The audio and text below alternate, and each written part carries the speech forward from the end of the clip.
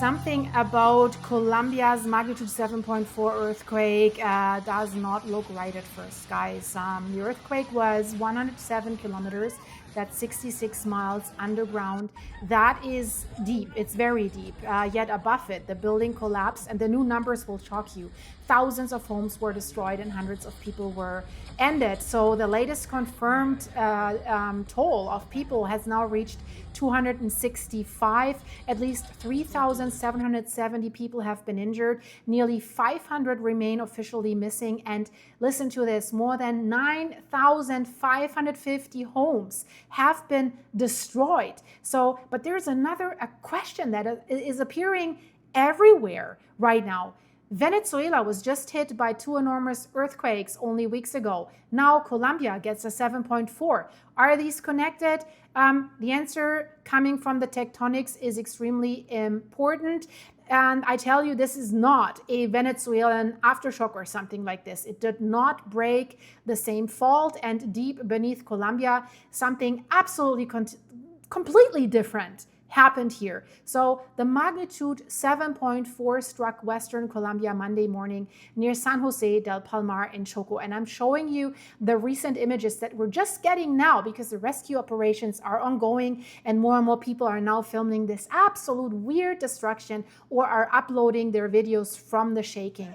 USGS places the epicenter about 5 kilometers, 3 miles east of the town of Chocó, at a review depth of 107 kilometers, 66 miles. That depth changes almost everything about how this earthquake has to be understood, because if you simply look at the epicenter on a map, you see a dot sitting over Western Colombia, right? You might immediately start looking for a major surface fault underneath that dot. So who's the culprit? But the rupture was nowhere near the surface. So it was happening far below Colombia's crust. And that leads to the first big reveal.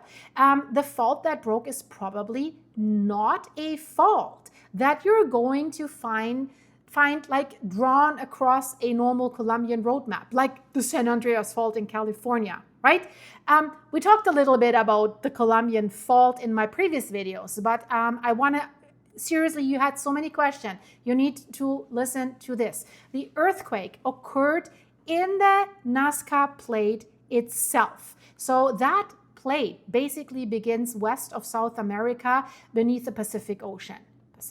Pacific Ring of Fire, we know that's the culprit very, very often. So then it moves towards the continent and then it dives actually beneath South America. So subduction zone there. But as the Nazca plate descends, that enormous slab, it's a slab of oceanic rock, basically continues hundreds of miles right down into the interior of the earth. So that magnitude 7.4 here in Colombia basically occurred inside that sinking slab, like here, not at the actual subduction zone that is actually offshore. You see the red line here on the USGS map, right? No, it's not. So that's why it was not one of Colombia's well-known shallow surface faults that are suddenly ripping open beneath a city either. So that is why the seismologists call it an intermediate depth intra-slab earthquake. Intra-slab means what I just described and exactly what it sounds like, inside the slab. And that distinction is very, very critical when I hear the questions in the comments of my previous videos. Which fault actually caused this, right? There is no good scientific basic right now for simply pointing at the Romeral system, drawing a line through the epicenter and saying that fault caused the 7.4. Because the rupture happened actually far underneath these shallow structures like fault lines. So the focal mechanism, this beach ball, shows predominantly a sideways motion, strike-slip motion like the San Andreas Fault, but deep inside down the Nazca plate. So, but there's a stranger question that you have to ask right now. Maybe you already have it in your head. How does rock suddenly break like that more than 66 miles or 107 kilometers underground. Why? So let's talk about what's happening near the surface of the Earth, right? The rock is relatively cool and brittle. So stress builds up there, and eventually something gives, boof, shizzy hits the fizzy, we have an earthquake, right? A fault slips. But as you travel deeper into the Earth, the temperature is increasing and the pressure is increasing. So the rocks begin to behave absolutely differently. So, and yet subduction plates, they remain cold enough compared with the surrounding mantle of the Earth to continue producing earthquakes at depth where basically ordinal crustal earthquakes would be much less likely.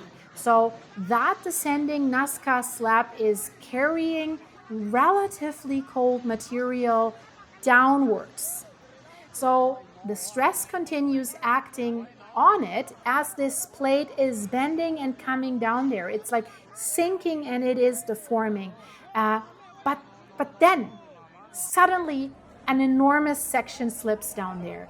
So magnitude 7.4 means this was not some tiny crack. So this was a major rupture. So, and that creates the next mystery, because if the earthquake started 66 miles down there, why was the shaking so widespread at the surface? 34 million people felt it over 4 countries. So depth can reduce the extreme shaking directly above like an earthquake epicenter if we compare it to an equally shallow rupture. So that's why they're telling us what we're seeing here was not the worst case scenario, because it wasn't shallow. Imagine that when you see the pictures behind me. So, but deeper earthquakes can also distribute the seismic energy across a much larger area. So this is exactly what Colombia experienced and the other 3 countries that actually felt it as well. So mainly the earthquake was felt across western and central Colombia and well beyond the immediate epicentral region. In Colombia, Cali felt it, Pereira felt it, Manizales, Medellin, Bogotá. The earthquake was even felt, I said, in other countries, right? That enormous depth did not stop the seismic waves. This is what we can say. It gave them a huge region through which it could spread. And once those waves reached the cities, well, what then happened depends on the ground that's underneath each neighborhood and the buildings that are sitting on top of it, right? That is why earthquake destruction can look almost random, a little bit like the wildfires that I have reported about, but I have explained to you why it looks like this. Maybe you're interested in that. So one building could remain standing, the one beside it fails. So one neighborhood reports shattered walls, another that's not far away looks relatively normal. So soft sediments can amplify, for example, certain kinds of motion, liquefaction. Different building heights respond differently to different frequencies, of course. Construction quality, age matters, the reinforcement matters, previous structural damage matters. And you know, if you just have a magnitude number alone, it cannot tell you which individual building is going to fail or survive. But Colombia now has the numbers showing how widespread that vulnerability became. More than 9,550 homes are reportedly destroyed. More than 25,800 families have been affected. So not 25,800 buildings, families, people who lost a home completely, people whose homes are damaged, people who sleep outside, people waiting for an engineer to tell them whether they can safely walk back through their own front door. And this, I need to tell you this because this is what changes the danger. Yeah, the buildings that have already collapsed, obvious, right? But yeah, the buildings that almost collapsed may now be actually the bigger threat. So a structure can survive the main shock and still be badly weakened. A connection can move, a column can crack, part of a wall can lose support, a floor can shift. Then the shaking stops. The building's still there. Great. From outside, someone may think, well, I'm lucky, my house is still standing. But Colombia has already recorded 130 aftershocks, and a damaged, weakened structure does not need another magnitude 7.4 to fail. It only needs enough additional movement to push an already weakened part beyond its remaining strength. So that's why families, especially in Pereira and in Cali, have been sleeping in little tents in parks. Some have nothing left to return to. Others are staying outside because they're absolutely frightened that their damaged homes could come down during another tremor. So, and that's the same for the rescue teams that are there trying to save lives. So, probability of another earthquake, you might ask, of similar magnitude in exactly the same area is right now considered low. But low probability does not mean the aftershock sequence is finished, right? The real immediate issue is not whether another 7.4 arrives. I don't think so. It's what the earthquakes that are still occurring right now can do to structures that already took the full force of the main shock. So while the engineers are worrying about what is still standing, rescuers are focused on what's already on the ground. So, and here, this is why it becomes a race against time. In Cali, teams have concentrated right now on 7 collapsed buildings where survivors still could be trapped. So we're reaching the 3-day window, right? So the gap where you can find people alive, it's closing rapidly. So right now, they were still detecting possible signs of life beneath the rubble. On Wednesday, search crews have been using sensors, dogs, cameras, and like periods of enforced silence to find movements or sounds underneath the concrete. At some sites, people had to restrict even the number of volunteers near the rubble because, like, if you have too many footsteps, machinery, or any unnecessary vibration that could actually interfere with the sensors that are being used to detect people below. That is very, very interesting. So imagine that, an entire rescue site becoming quiet because somebody underneath may be making like a sound that is almost too small to hear. It's not maybe dust and air and squeezed, and they might not have the capacity to scream left, right? Colombia has already shown proof that people can survive beneath this destruction. Miracle. In Pereira, 32-year-old Daniela Largo was pulled alive from a collapsed building after roughly a day and a half of being trapped inside. Her arm was actually pinned, so rescuers had to cut a narrow path through the debris, and a doctor was able to give her fluids while she was still trapped. So that was good. So then crews worked for hours to like finally free her.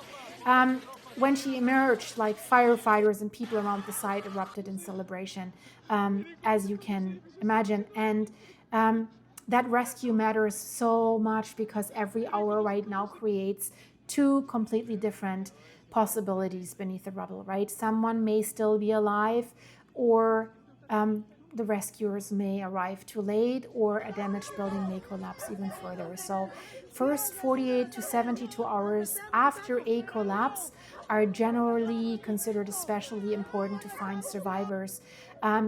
People can survive significantly longer depending on their injuries, access to air, water, and of course the size and space that's around them. So, but anyways, the clock is ticking. 72 hours is not a magic line. When after that, rescuers suddenly stop searching. They're not, right? But it brings us another number that basically needs to be handled very carefully. Nearly 500 people right now are officially listed as missing, but separate civilian databases have contained more than 4,100 names. But these numbers do not mean the same thing. Civilian lists can contain duplicates. They can include people who lost phone service, people who left an affected area, people who later hopefully contact their families. The official account goes through verification. So it would be wrong to say Colombia has definitely far more than 4,100 people trapped or missing. But the existence of these lists definitely tells you something and something else. Thousands of families have been trying to locate somebody since Monday. This is what's so scary, right? And now another problem is emerging. Some of the communities that are closest to this earthquake may also be the communities that we know the least about because of the geology. Chocó is not like central Cali. Much of the department is basically covered by dense jungle, mountainous sides, steep slopes, narrow roads. So communities can be extremely remote. Some are accessible primarily by river. That's how bad it is. Cellular service has been lost in the affected areas. That means damage reports do not necessarily arrive immediately.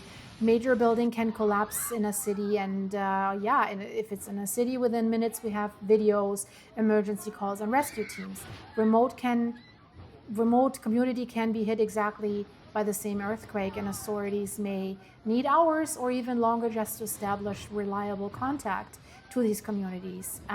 True impacts in Chocó that because of that, the reports has remained difficult to determine because communications are not possible right now, right? And terrain, I mentioned it, creates another danger. Western Colombia, so many mountains, strong shaking can lose and destabilize rocks, can create landslides, can block rescue roads, critical time lost, right, for ambulances, rescue equipment, relief trucks.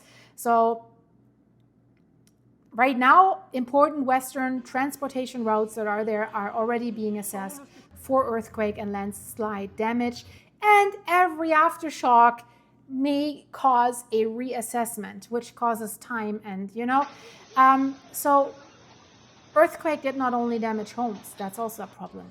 It reached critical transportation, healthcare, schools, commerce, infrastructure. So this is where it's this critical point where a natural disaster starts to turn into a long-term reconstruction crisis. We're seeing this in Venezuela right now. But before we're getting there, there's still one question that is basically hanging over this entire region. What about Venezuela? June 24th was struck by basically 39 seconds apart, magnitude 7.2, and then 7.5, even worse. The larger Venezuelan earthquake was shallow and involved strike-slip faulting close to the boundary where the Caribbean plate moves past the South American plate, right? In Colombia, roughly 107 kilometers, 66 miles down inside the subducting Nazca plate. Venezuela involved the Caribbean South American boundary. Colombia involved deformation within the Nazca slab. So these are not the same fault rupture. So could a major earthquake cause stress elsewhere? Yes, absolutely. We do know large earthquakes redistribute stress, and seismic waves can sometimes trigger activity at considerable distances. But proving that one earthquake triggered another requires evidence, right? Timing by itself is not evidence. South America is not controlled by one gigantic fault. I will keep you updated about this disaster, guys. If you want to learn more about it or more about this, because this is absolutely crazy, check out this video. I can only recommend it, and I hope that I see you there in a second. Stay safe, guys.